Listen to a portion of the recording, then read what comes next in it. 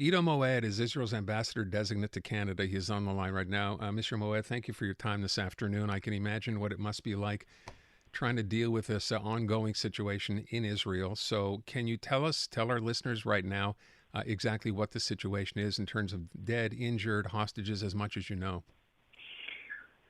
Thank you for having me. Well, the picture is very, very bleak and unclear. The numbers are staggering. We're talking about 700 to 800 dead, around 2,000 people injured.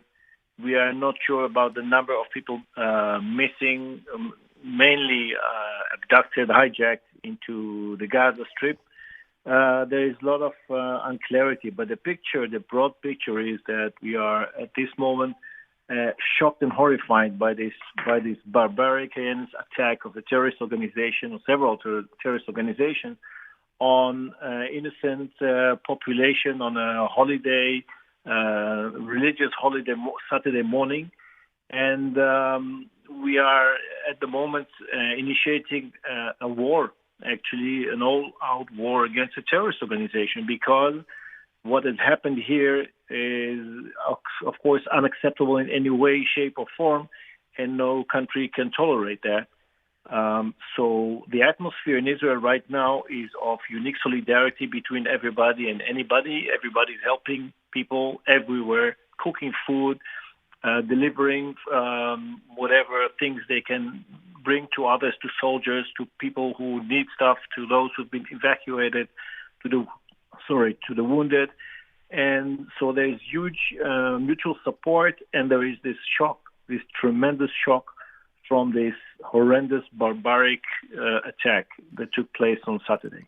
Do you have an update on how many are being held hostage, and what is the government in Israel doing to try to, obviously, to get those people back? The exact number is unclear, but we are talking about tens of people, and of course the government will do everything in its power to bring these people back. We're speaking about elderly Holocaust survivors, people on wheelchairs, disabled people, babies, of course pregnant women, children, and men and soldiers, and all of that is somewhere held hostage in tunnels and who knows where in the Gaza Strip. So we intend to bring everybody home, and we'll try to do it as safely as possible, but also at the same time eradicate the terror threat of Hamas and of the Palestinian Islamic Jihad, which are both organizations, of course, are also directed and strongly supported by Iran. And at the same time, we keep an open eye on what's happening in the northern border, because we don't want to escalate the front, but we've also warned the neighbors to the north that any kind of military act from their side, any kind of terrorist attack from their side, will be retaliated by very quickly. We will not allow that. We will not tolerate that. And actually imploring on the international community also to exert, to unite a front against this axis of evil, and to make sure that they understand that it will not be tolerated. Have there been discussions with other countries in the region? I'm talking Egypt, Qatar specifically, that I've seen possibly talks to help broker some kind of a peace deal here, or at least a cessation of violence? Well, there are always contacts, and we'll try to keep all channels open to any kind of contacts. But our main goal right now is to eradicate the terrorist threat. I mean, this is the biggest threat to the security of Israel right now, and that is what requires our full attention. This needs to be addressed with the most powerful tools that we have at our disposal, and because we will not tolerate anything from this source anymore. I mean, the numbers and the atrocities that were perpetrated by these people is just beyond imagination. So, with all due respect to contacts and diplomacy, Israel at the moment is focused on eliminating this threat and making sure that it ceases completely. Can you also comment on, and understand this may be the case relatively, I guess possibly maybe an hour or two ago, Some of those border towns that had been taken over by Hamas, by the terrorists, are they all back now in Israeli possession? Has the threat been eliminated in all of those towns, from what you understand? From what I understand, IDF has regained control over the whole territory, but we are still verifying this because there may be some tunnels or there may be other ways by which terrorists may have gained access to these areas. So they are clear, but we are also verifying that they're indeed safe for people to come back to.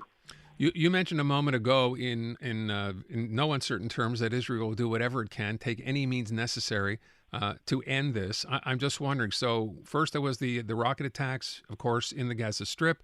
Then there was, now we understand this morning, that area is now basically completely cut off from anywhere else, right? It's under siege now, being held by the Israelis. What happens beyond that, or is that the extent of this?